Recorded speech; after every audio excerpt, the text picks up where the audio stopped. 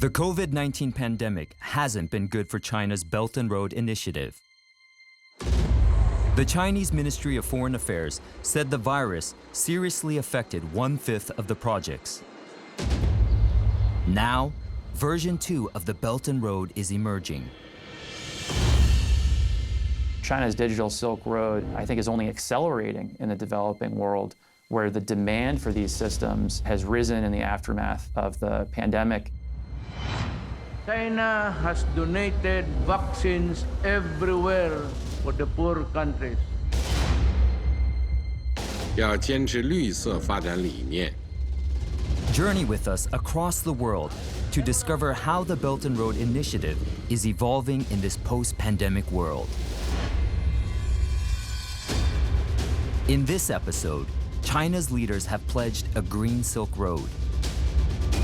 But is China putting its money where its mouth is? Why are they not doing this project in China?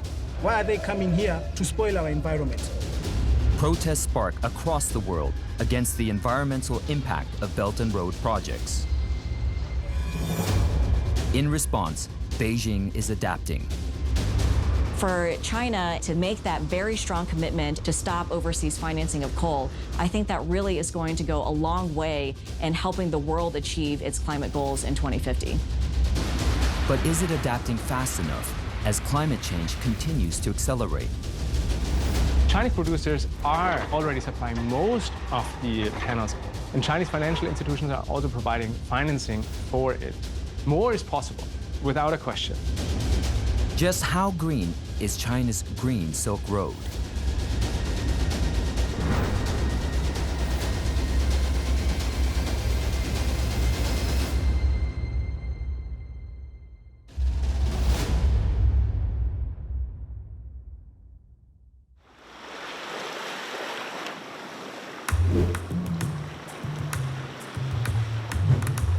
Lamu, a UNESCO heritage site on Kenya's northern coast. This is East Africa's oldest and best preserved Swahili town, a fusion of Arabic, Persian, Indian, and European architectures.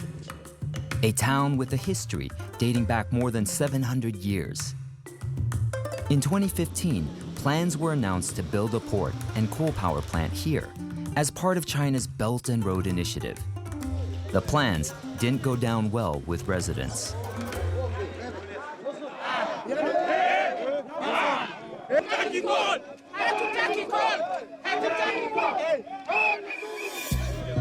Understanding how the Lamu case developed is key to understanding why Beijing announced that it was going to stop coal funding in September 2021. The coal plant was an idea originally proposed by the Kenyan government in 2013.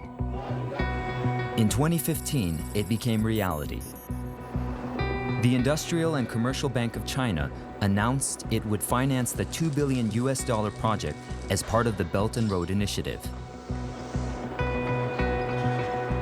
The location would be Lamu's lush mangrove coast, a mere 20 kilometers away from the old town.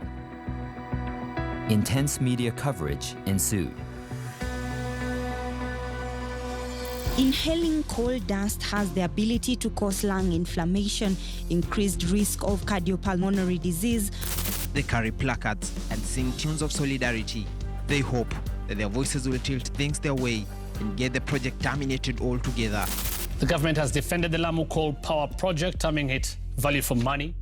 This is going to poison our country. China said it will push a clean coal technology, but many Kenyans were skeptical. China, by any means, is helping in spoiling our environment. China is not a country that is in solidarity with Kenya. China is here for its own personal benefits. As the campaigning gained momentum, the matter was brought to court.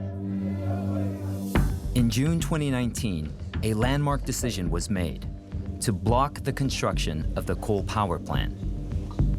Kenya's National Environmental Tribunal ruled that the Environmental and Social Impact Assessment license for the Lamu coal plant was insufficient. As far back as January 2015 and the months following, the residents of Lamu had expressed interest in having the concerns having addressed. The preparation of a comprehensive study report without the participation of the persons most affected was contemptuous of these people. People danced outside the courtroom at the verdict. Over in Shanghai, Dr. Christoph Nedopil is the founding director of a leading think tank in China that looks at how to make the Belt and Road Initiative more green. He weighs in on the impact of Lamu on the overall Belt and Road Initiative. This case was in many ways a landmark case, as much money had already been put into the project for designing the project, getting the environmental impact assessment license, and to start construction. What this case also showed that civil society plays a big role in building a greener and more socially just future, and that the environment plays a very, very big role if you want to build new energy systems. Now, the Kenya case is not the only case that potentially shifted the calculus on building new coal-fired power plants for China. Other stakeholders have been pushing back against coal. We had Pakistan that announced in December 2020 not to build any new coal. There was Egypt that pulled out of the largest coal-fired power plant. We had Bangladesh demand a shift from coal to renewables from the Chinese investments.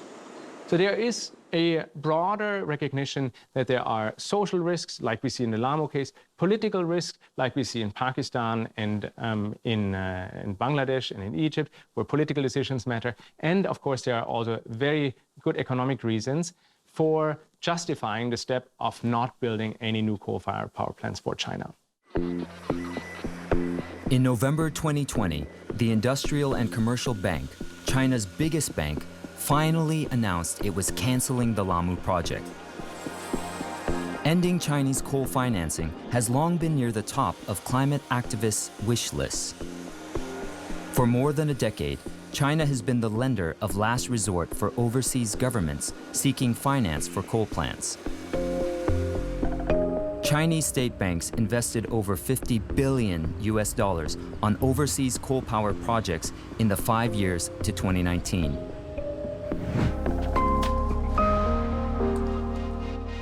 So I've been researching China for close to 2 decades now, and I used to travel a lot to China to work directly with Chinese companies and the Chinese government to develop programs where they could take actions on climate change and address the issue before any official regulation on the part of the government.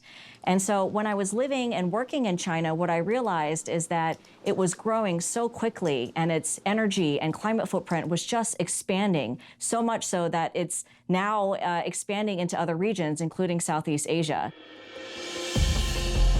So the Belt and Road Initiative has been a major pathway for Chinese project developers and China's development banks to invest money in other countries. And so when it was announced in 2013, they earmarked around $1 trillion for these primarily large infrastructure projects. And these were mainly focused on energy. And when you take a look at these energy investments, we find that almost 3/4 of them are actually financing fossil fuel projects. So that's coal and oil and natural gas power projects overseas. Why did China invest so much in overseas coal plants? To understand that, we need to turn back the clock to 2010.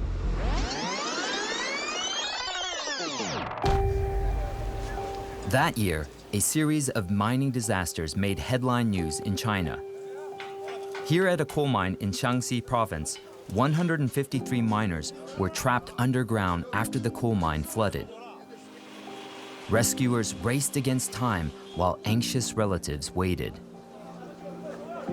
我们的下去吧，就是说运尽全力以赴，我就是尽快的这么抢时间，赶时间吧，把管子接好，尽快的把水抽出来，及时抢救我这避困人员。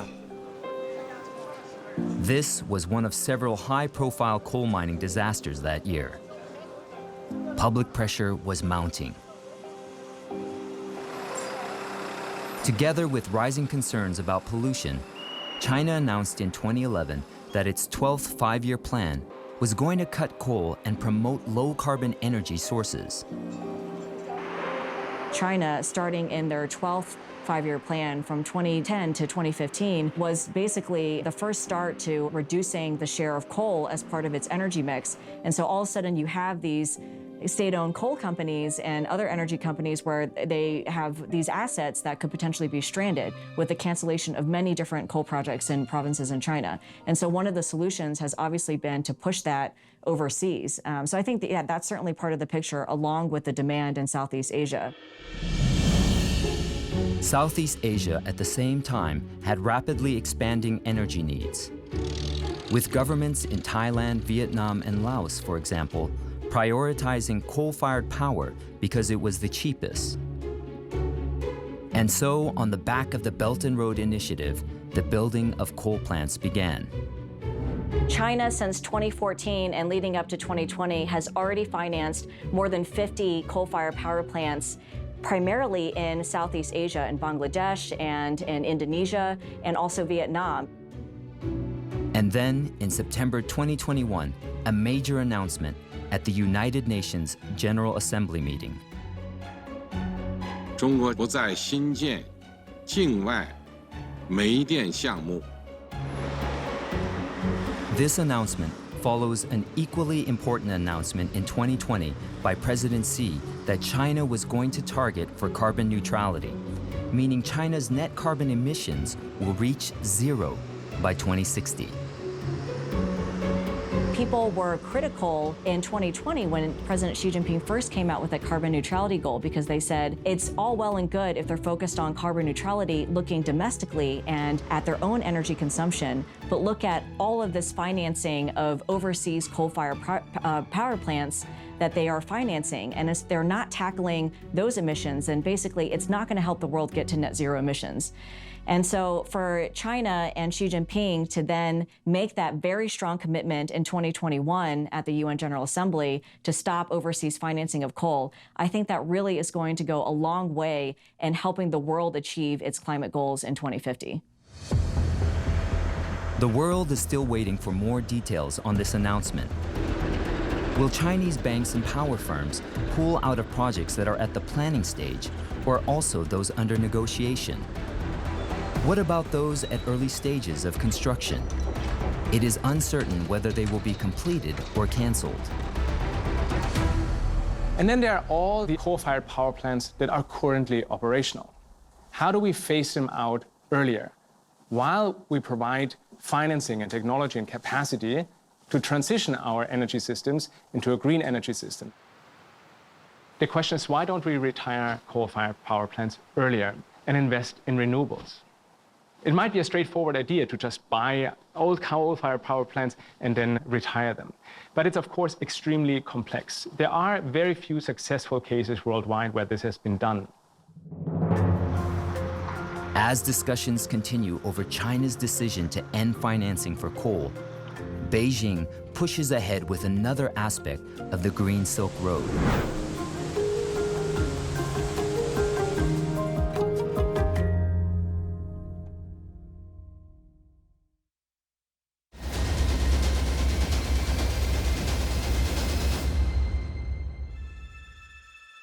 The world needs power.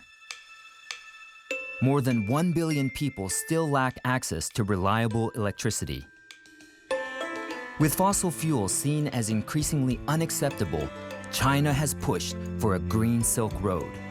And Beijing's biggest renewable energy investment in ASEAN has been in this.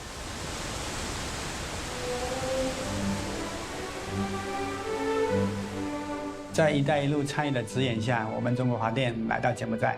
通过这些年的工作，我们帮助柬埔寨逐步摆脱了对进口电的依赖，电价有了非常明显的下降，从原来的每度电0.4美元降到现在每度电0.2美元以下，电能质量也有显著的提高。我们希望通过我们的工作，我们中方员工跟柬方员工的共同努力，帮助柬埔寨人民过上更加美好的生活。 For many locals, reliable electricity is of course welcomed. តាំងពីចំនួនមុនយើងយកភ្លើងថៃមកប្រើងាកដាច់ដល់ឡូវបាទក្រុមហ៊ុនរត់ទៀនមកភ្លើងសពថ្ងៃអានប្រើល្អជាងមុនតម្លៃក៏ថោកហើយអានោះ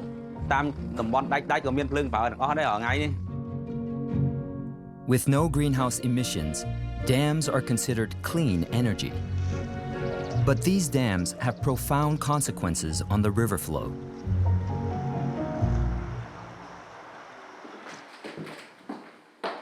Jeff Opperman authored a report on this subject. He has been studying the Mekong River in Southeast Asia for close to a decade. Together with his wife and children, Jeff traveled the Mekong to study the effects of the dam. What are impacts upstream? So when a dam is built, it backs up water and it creates a reservoir or backs up the water and raises the water level. And so it will flood out the wetlands, the forests that are along the river, or people's villages become inundated, become flooded, and they have to move. The effects of the dam downstream is also getting increasing attention. Dams in general fundamentally change the way rivers work. And so they negatively affect many of those processes that allow rivers to be such productive engines of food. For example, a lot of the most important fish that people catch in the Mekong are migratory. They travel long distances to find the right habitat to spawn, and then the eggs will float down or the juvenile will float down. And of course, a dam will serve as a barrier that will prevent fish from coming. So if there's people that live up in Laos, in northern Laos, let's say, and there's a dam lower on the river, they'll no longer have access to the migratory fish because the fish will be more or less stopped by the dam. Tonle Sap Lake is an important downstream point on the Mekong River that is home to about 80,000 people. Come December, families across Cambodia begin the season for making fish paste. But this tradition is now under threat from a growing ecological crisis. Data shows that the freshwater fish catch here has dropped 31% in 2020. Cambodia's annual fish catch is worth an estimated $600 million US.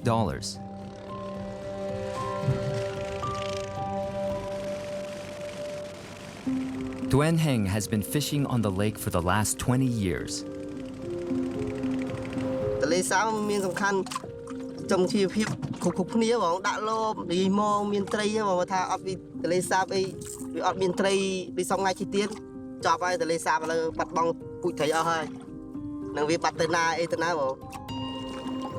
Catching fish at the Tonle Sap was simple. Drop a cone-shaped net into the water and wait. Within a few hours, a big catch should be ready. But things are now changing.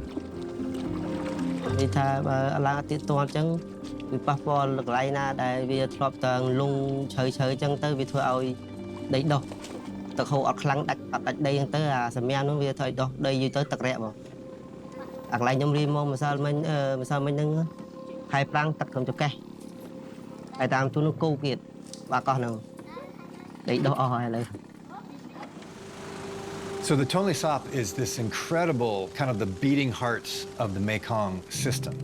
And what's remarkable about that is that the Mekong, when it's flooding, the Mekong gets so high that the Tonle Sap River, essentially, rather than flowing downstream into the Mekong, it hits this wall of water of the rising Mekong and begins to flow backwards. So it's a river that reverses course.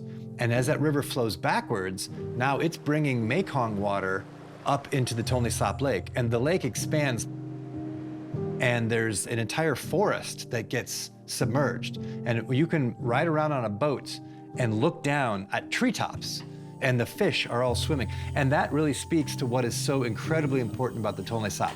It is an organic machine for producing fish. The challenge is there's not necessarily a dam on the Tonle Sap River, but there's dams that are upstream, including the dams all the way upstream in China. Recently, they've begun to affect the water that's flowing downstream. The supply chains of all the water and nutrients and fish that flow into that lake, those supply chains are getting disrupted, and then the fish factory of Tonle Sap won't be able to produce fish anymore.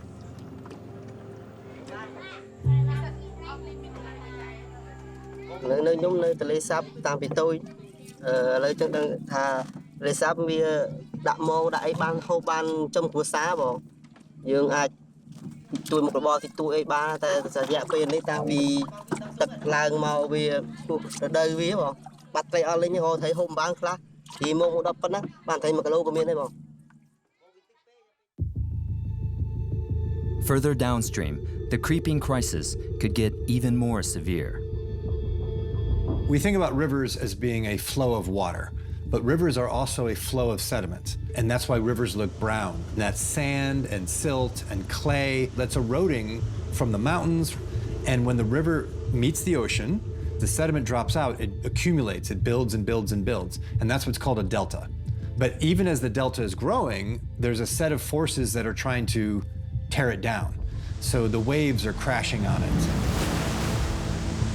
If the delta didn't have new sediment, it would sink and shrink. It would just begin to disappear. And of course, the sea level is rising now because of climate change. And so the Mekong Delta depends on the river bringing its sediments every year to keep it healthy and growing. And the Mekong Delta is phenomenally important. It's something like 20 million people in Vietnam live on the Delta. 90% of the rice that is exported is grown on the Mekong Delta. The Mekong has already lost, I think, about 60% of its sediment supply. If the rest of the proposed dams are built, it would lose something like 95% of its sediment supply. Scientists have modeled what would happen if that were to happen, and much of the delta would be under the ocean by the end of this century. Thinking about a place that's home to 20 million people and all of that important agriculture beginning to slip under the waves, and that in my kid's lifetime could be underwater, that's a scary proposition.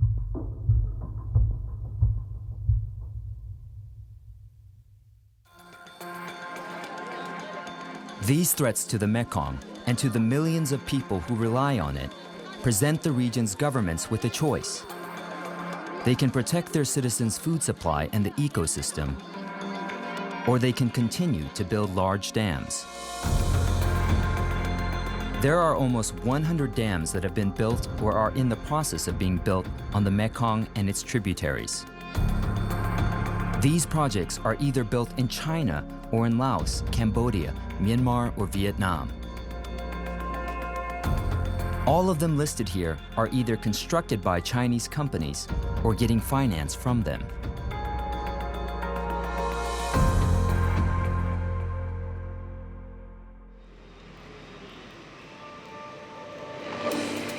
Outside of the Mekong, there is another controversial dam being built in the Philippines as part of the Belt and Road Initiative.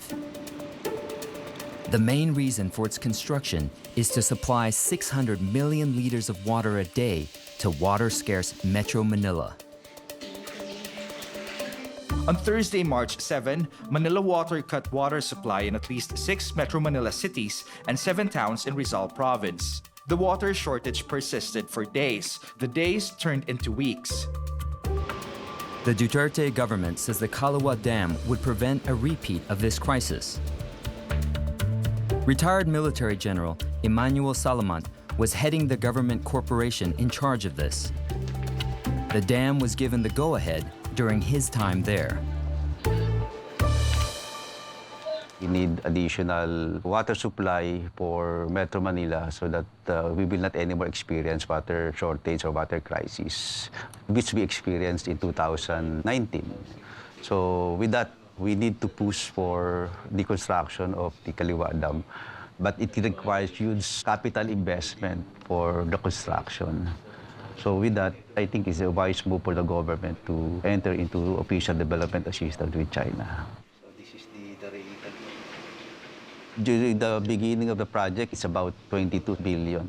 But when we enter into all the official development assistance with China, it reduced to 12.2 billion.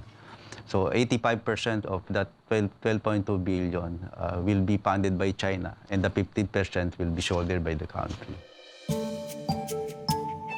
The project is a marriage of the Belt and Road Initiative with Duterte's Build, Build, Build infrastructure plan. The Duterte government says environmental compliance has been done. But some residents in the area affected have a different view. Indigenous tribes especially campaigned for the project to stop. Na napakalaki ang nabuldos at namatay na mga puno. Ngayon, kung sakalit magkakaroon ng dam, ganun din kalawak, bali 300 hektar, yung lulubog. Gaano kadami yung lulubog ng mga punong kahoy. Ang kalikasan, ito ang magsisilbing papakinabangan na hindi lang taga rito sa amin, maging sa Kamaynilaan, ang pagpapalago ng gubat. Kaya ang sa amin, ito ay hindi pag-unlad ng mamamayan, ng mga katutubo, kundi ito'y pag-unlad ng mga negosyante, lalo na ang China. Kaya iyon po yung aming pagtingin o posisyon. Exactly how many indigenous people stand to be displaced is subject to several estimates. This ranges from the 42 families identified in a 2017 government feasibility study to 20,000 people, according to a local NGO. Marcelino Tena's tribe has about 10,000 people. Yun, ang aming lupaing ninuno, napakahalaga ito para sa amin. Dahil itong kalikasan na ito yung talagang umuugat talaga ito yung buhay at kultura naming mga katutubo. Dahil ang isang anyo namin, isang kultura ay nakapaloob sa kalikasan. Nariyan na aming kabuhayan, diyan kami nakatira, lahat ay nariyan sa kalikasan. The Kaliwa Dam project has ignited fierce debate across the Philippines. The lingering question is, will the benefits of the Kaliwa Dam project outweigh or justify the costs? The Duterte government has said repeatedly that it will. There are a lot of opposition for the project. May mga arrangement at the level of the national government that decisions are made for the benefit of the nation. To complicate matters even more, the country's audit agency found that the contract for the Kaliwa Dam project was rigged in favor of its winning bidder, China Energy Engineering Company. Terry Redon is the former chief of the Urban Poor Commission under the Duterte administration. His think tank, InfraWatch, examines public infrastructure projects in the country. Well, I think what needs to be stated on the Kaliwa Dam project is that there are irregularities that had been found by no less than the Commission on Audit. These projects bid higher than the contract price and submitted documents that were basically incomplete. So, to the mind of the audit agency, is this some form of like syndication of bids? Manila needs water, but Redon questions if damming the Kaliwa is the best solution. We need to be clear on the necessity of creating more water sources for an expanding Metro Manila. And it might be a dam, it might be some other form of a water capture, water retention facility. And Kaliwa Dam has been proposed as one alternative. Kaliwa Dam has been criticized, firstly by environmental groups, and secondly by indigenous groups that will basically be removed from their communities as soon as the Kaliwa Dam is fully implemented. So if it's a question on whether it's a green solution, absolutely not. As controversies continue over these dams, China pledges to do more to fight climate change.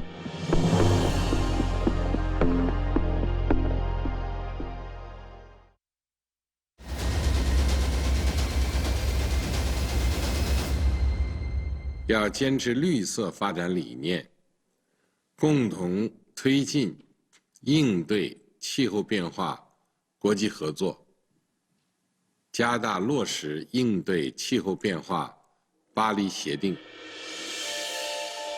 China's signature Belt and Road Initiative may have slowed because of the pandemic.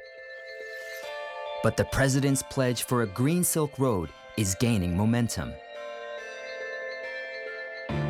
Renewable energy investments for the first time form the majority of Chinese overseas energy investments, increasing their share from 38% in 2019 to 57% in 2020.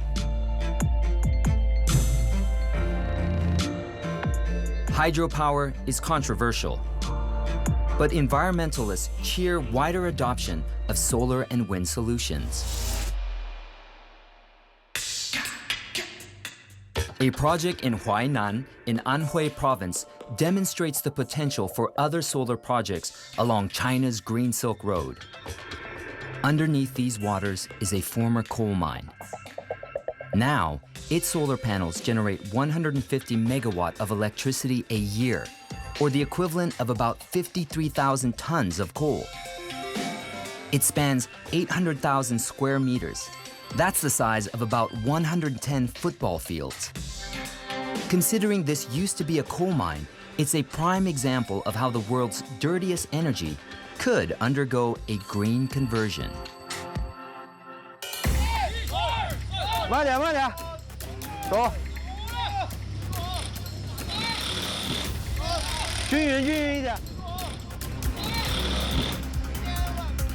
特别是这个连接的地方，浮体和连接的地方，你看这个今天风浪呢比较大的时候，还是这个起伏还是比较多的，所以说这个连接的地方还是一定要把控好。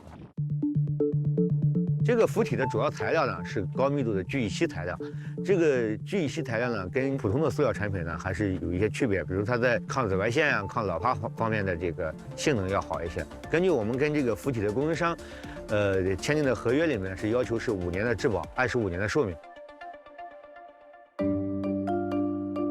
The floating solar farm also has a segment specially dedicated to fish farms. The panels have been installed on poles and at a specific angle as to allow enough sunlight to reach the waters. Fishermen here say their yields have actually gone up after installation of the solar panels. 一亩能达到500斤，反正5倍嘛，就投资大一点，但是效益超过5倍。钱有多少钱？以前每亩大概只有100斤左右。 The dual use of farming and solar here in this project is a first in China. 管桩之间的东西走向的这个距离是5米，南北走向的距离是6.2米。这种设计，根据我们投喂的专门渔业设施方面的研究，这种设计啊，它对水面的照射率啊，正好符合鱼类的生长。 Scientists say these solar cells are up to 10 times more efficient than solar cells installed on roads, as the water helps to keep the cells cool. 因为水面它整体这个水温是比较恒定，就确保我这个组件这个温度也有一种恒定。当这个组件在一个恒定的温度状态，我这个组件的转化效率也是最高的，每天这个发电量也可以达到最佳。还有最重要的一个特点啊。 比如山地电站、沙漠电站，它的这种地势一般是不平整的。但是我们水上光伏电站，大家可以看到，我们16个方阵，所有的组件都可以确保在同一个角度都是28度。This is the future, generating electricity without discharging any emissions. Solar farms like this are increasingly being adopted across the world. And China has plans to export similar projects along the Green Silk Road. Jinko Solar is one of the world's largest solar companies, with 25,000 employees spread across 35 countries. The Chinese company believes the ASEAN market is well positioned for change in its energy mix. Southeast Asia has seen a boom in the last few years and is driven in part by the impressive growth and the push in solar development in Vietnam. They truly led the way in the last couple of years, and because of their government policy given a broad reach such that foreign investment and local and domestic companies being very involved. Because of their leadership, a lot of the countries in Southeast Asia also followed suit. So Singapore, Malaysia, Thailand, Philippines, Cambodia, and even Indonesia are not far behind. They are all close behind in having government-driven policy approach to solar development. ASEAN has said that it will aim to have 23% of its primary energy come from renewable sources by 2025. Given the controversy in hydropower, solar seems to be the best fit. China is the world's biggest manufacturer of solar panels. I believe that China is the world leader in developing wind and solar in their own country, so they have the expertise. And there's no reason that the Belt and Road could not be an engine of spurring that same kind of investment in wind and solar and other renewable technologies rather than fossil fuels, rather than dams that have very high impacts. Investing in renewables brings usually a lot more jobs. So the consultancy McKinsey estimates that there are 3 times more jobs for the renewables per $1 million invested as compared to fossil fuels. Now that's a massive amount of jobs that we need, of course, in the COVID recovery.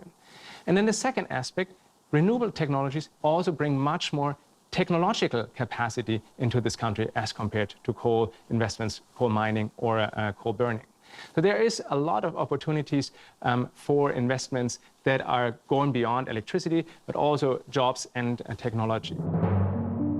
A prime example of this will be Jinko Solar's manufacturing facility in Penang. It is an $800 million initiative that we did. We invested in the country, and it's one of the largest private investment from China to one of the Belt and Road regions. The Malaysia factory that we have in Penang is one of the largest in this region. The reason we consider Malaysia a very significant and very crucial part of our structure is because from there, we actually initiate local R&D, research and development. We also allow investors and developers to come over to do audits, and it serves as a base of operation for the Asia Pacific sales team. So solar power is gaining momentum globally. If you look at the global installations, we saw about 150 gigawatt installed in 2020, up from 100 gigawatts in 2019. So even in the COVID times, we saw a massive increase of solar installations. Chinese producers are already supplying most of the panels, and Chinese financial institutions are also providing financing for it. More is possible, without a question. In Vietnam, Jinko recently installed a 611 megawatt project in the Tuan Nam solar plant. The average installation of a residential project, let's say for a small house in Asia, will use typically around 10,000 kilowatts. So if you divide 611 megawatts over 10,000 kilowatts, you're looking at powering 61,000 homes per year. The Tuan Nam solar plant is the largest in Southeast Asia, and together with a list of other projects, Jinko is making steady progress on the Green Silk Road. But as economic crisis looms in the wake of the pandemic, can governments across the world continue to prioritize green development? Is there a way that countries can solve its debt problems and also its environmental problems? An island nation in Africa shows the way.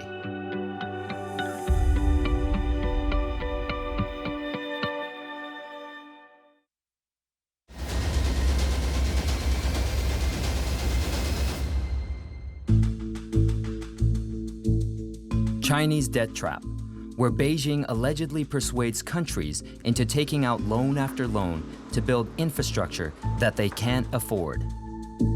Is it an unfair accusation or a fair observation?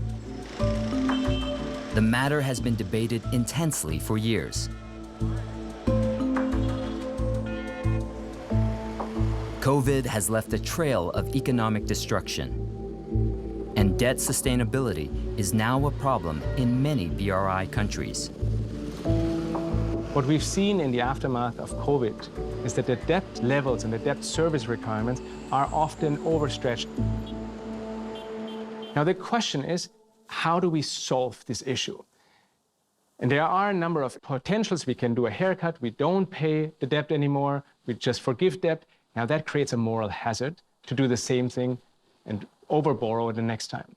We can say, you don't have to pay the debt for the next year, so we give you a debt holiday. But it is in some ways just kicking the can down the road because we're not solving the issue. Now, we ask ourselves, how can we use the debt to make nature better? An island off Africa shows how this might work. The Seychelles Islands is a group of islands of 115 scattered across the Western Indian Ocean. Mostly known for its postcard perfect beaches, as well as its blue, luxurious waters. We were badly hit in the 2008 financial crash. Many of our investments were in institutions in the US. This heavily affected our economy, leading to what many have deemed bankrupt paradise. After years of borrowing, in 2008, the Seychelles defaulted on payments for its $406 million national debt.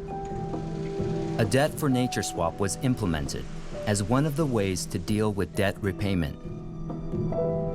So the idea is pretty simple.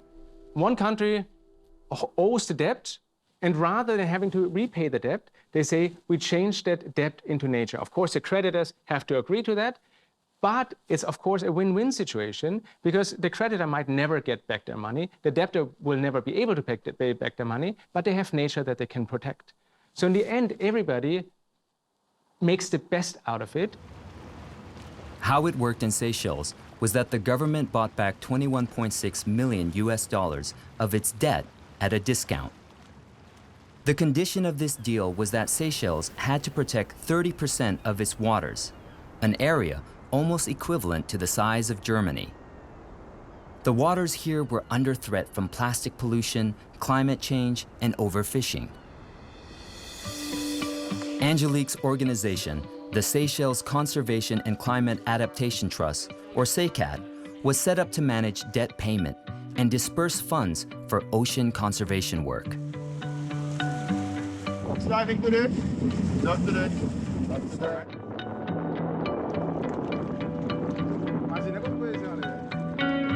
We've been operating for 25 years, making us one of the oldest environmental NGOs operating in Seychelles. Many of the reefs suffered up to 90% coral mortality. Following the brokering of the debt swap, SECAT made the first call for proposals. This enabled individuals, businesses, and NGOs to undertake research, set up businesses, and implement ideas based around the blue economy sector. We have funded a portfolio of 45 projects over the past 4 years. It is worth saying that our projects are good for people, planet, and for prosperity. The last 10 to 15 years have seen significant changes in the marine environment in Seychelles. The debt swap for nature model has proved to be very successful in Seychelles and is something that can certainly be replicated in other areas. The Southeast Asia region in particular is an area of high biodiversity, the global epicenter of coral reefs. The Coral Triangle is home to over 350 million people who depend on coastal and coral reefs for their livelihoods. The coral reefs in the region also provide ecosystem services such as coastal protection. And by having the debt swap for nature, it may allow certain areas to be set aside as marine protected areas or for additional research to be undertaken in restoration and rehabilitation techniques. By 2020, Seychelles had made every debt-related payment on time and also completed the protection of 32% of its waters. This debt for nature swap is such a brilliant innovation of how to actually invest in countries' environmental policies and their ability to address climate change. And China has been really active in this space of overseas development assistance. And so I've been attending the climate change negotiations since 2009 in Copenhagen when China was actually blamed for the failure of the talks. And since then, they have announced every single year South-to-South cooperation projects and providing a lot of overseas financing and support, in particular to small island states. China has been a major creditor to many of these countries and therefore has the potential to support debt for nature swaps in these countries. Now, there's a particular interest to support such debt for nature swaps in neighboring countries like Mongolia, because China could potentially directly benefit from such a debt for nature swap by, for example, reforesting some parts of the desert that has been deforested before. Now that would help China to reduce the sandstorms that we have seen over the last years coming into Beijing and other cities by putting up trees. So there is in Mongolia. So there is a clear incentive and win-win situation also for China to engage in such discussions. At this time, however, there is very little public discourse on the application of depth for nature swaps in China. Within China, the momentum of change for transition to green energy has already begun. But how fast can it be done? And how active will China be in helping other countries make the same transition on its Green Silk Road?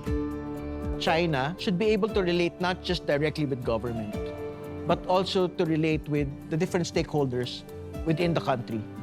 So meaning, in terms of the Kaliwa Dam project, they should not subcontract speaking to communities, speaking to experts, speaking to stakeholders, to private contractors. At the moment, China is basically just relating to government and basically surrendering environmental standards, social standards, to however it is that a particular country like the Philippines deems it fit. So I think if China really wants to be a champion for the world in terms of the environment, in terms of social acceptance, I think they have to be able to have some specific standards towards this end.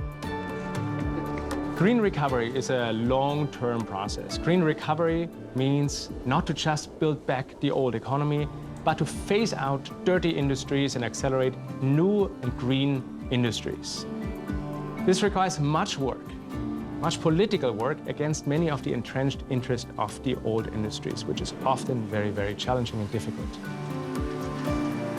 My hope for China's Green BRI is for the country to become the global leader in exporting clean and renewable technology like solar and wind power.